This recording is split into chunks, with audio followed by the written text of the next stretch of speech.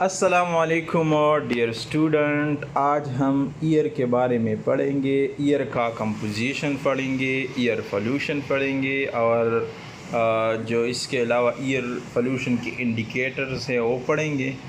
और इसके अलावा हम प्यूरिफिकेशंस के मेथड पढ़ेंगे। अब हम ईयर का कंपोजिशन पढ़ेंगे कि ईयर किस चीज़ से बना है, ईयर में कौन कौन से गैसेस शामिल हैं। ईयर ये मुख्तलिफ़ गैसों का मजमुआ है, मतलब इसमें मुख्तलिफ़ गैसेस शामिल हैं, मुख्तलिफ़ गैसों से ईयर बना हुआ है। जो ईयर हम लेते हैं तो ये मुख्तलिफ़ गैसों का मजमुआ है, जैसा कि नाइट्रोजन, इसमें तकरीबन 78% नाइट्रोजन होता है। इसके अलावा जो ऑक्सीजन होती हैं ये 21%, 21% एटमॉस्फेयर में मौजूद होती है। इसी तरह मतलब ये जो ऑक्सीजन मुख्तलिफ़ ऑर्गेनिज़म ये लेते हैं। और जो अर्गान है ये तकरीबन 0.93% एटमॉस्फेयर में मौजूद है और इसको हम इनर्ट गैस भी कहते हैं, जो कि रिएक्शन नहीं करते मुख्तलिफ़ एलिमेंट के साथ, मतलब इनर्ट है, शरीफ गैस है, किसी के साथ भी रिएक्शन नहीं करता।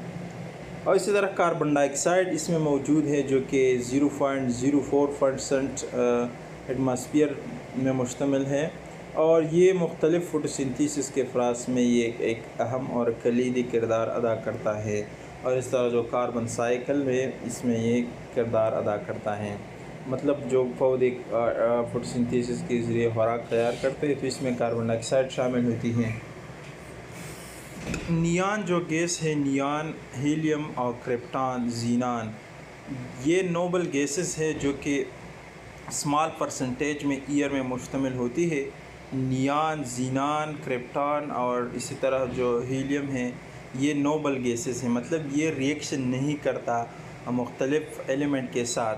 इस तरह ट्रेस गैसेस जो मुख्तलिफ़ गैसेस होती हैं ये मुख्तलिफ़ गैसेस जो जिसमें ओज़ोन, O3 आती है, हाइड्रोजन आती है या मीथेन गैसेस आती हैं, तो ये कम मकदार में मौजूद होती हैं एटमॉस्फेयर में। इसी तरह जो वाटर वेपर है, वाटर वेपर, ये amount of water vapour in the year can very significantly but generally range from 0.1 to 4%, मतलब ये 0.1 से 4% तक ये एटमॉस्फेयर में मौजूद होती है। It play a critical role in weather and precipitation, ये मतलब जो मौसम होती हैं इसमें अहम किरदार अदा करती है वाटर वेपर।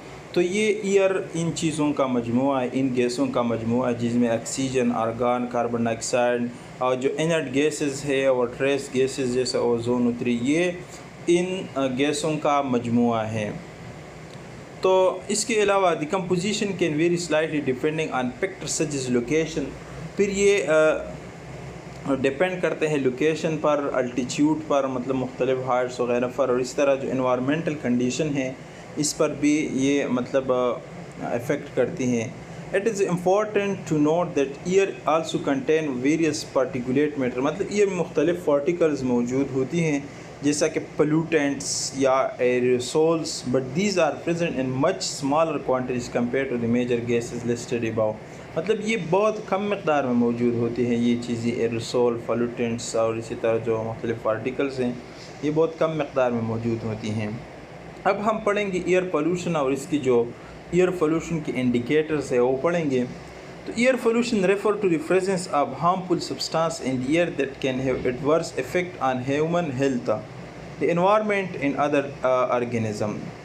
ईयर पोल्यूशन जो होती हैं, हम ईयर पोल्यूशन किसे कहते हैं, मतलब जो ईयर में मुख्तलिफ हार्मफुल सब्सटेंस मौजूद होते हैं, जो नुकसानदेह सब्सटेंस होती है जो कि हमारे सेहत को नुकसान पहुंचाती हैं, तो इसको हम ईयर पोल्यूशन कहते हैं, जो कि हमारे सेहत पर बुरा असर करते हैं, तो इसको हम ईयर पोल्यूशन कहते हैं। The environment and other living organism, जो कि एनवायरनमेंट पर भी बुरा असर करती है और इंसानों के अलावा जितनी भी लिविंग ऑर्गेनिज्म होती हैं इस पे बुरा असर करती है। These pollutants can be natural और human made and may include gases, particulate matter, biological molecule or other material।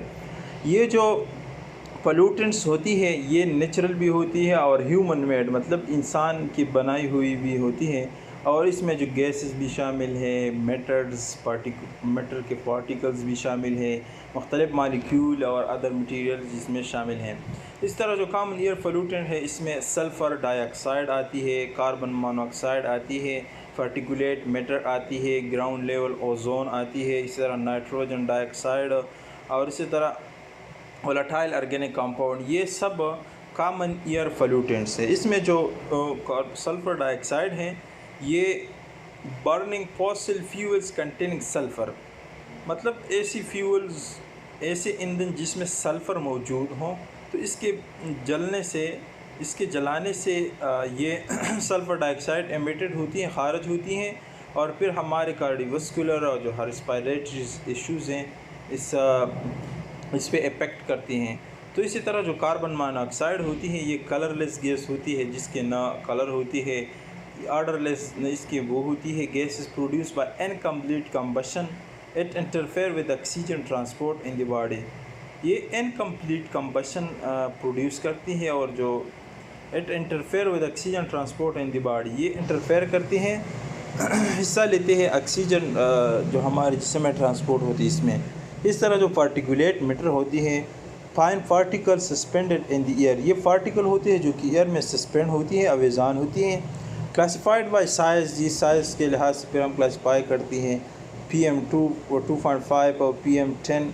They can penetrate respiratory system के अंदर भी हमारे ये पार्टिकल जा सकते हैं और फिर हमें नुकसान पहुंचाती हैं।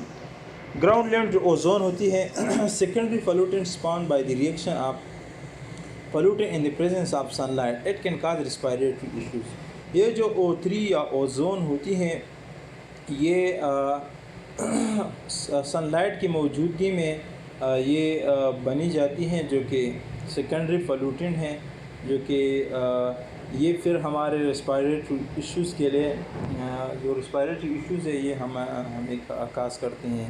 इसी तरह जो नाइट्रोजन डाइऑक्साइड होती हैं ये व्हीकल और जितनी भी इंडस्ट्रियल एक्टिविटीज़ हैं इसके प्रोसेस से, ये कम्बशन से ये नाइट्रोजन डाइऑक्साइड बनती हैं। इट कैन इरिटेट रेस्पिरेट्स, हमारे रेस्पिरेटरी सिस्टम को फिर ये मतलब इरिटेट करती है।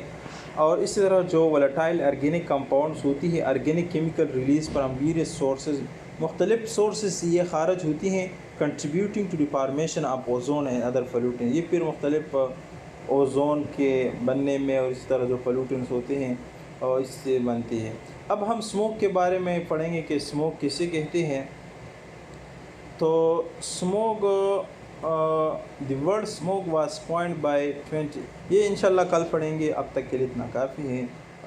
नेक्स्ट लेक्चर में इंशाल्लाह स्मोक के बारे में पढ़ेंगे।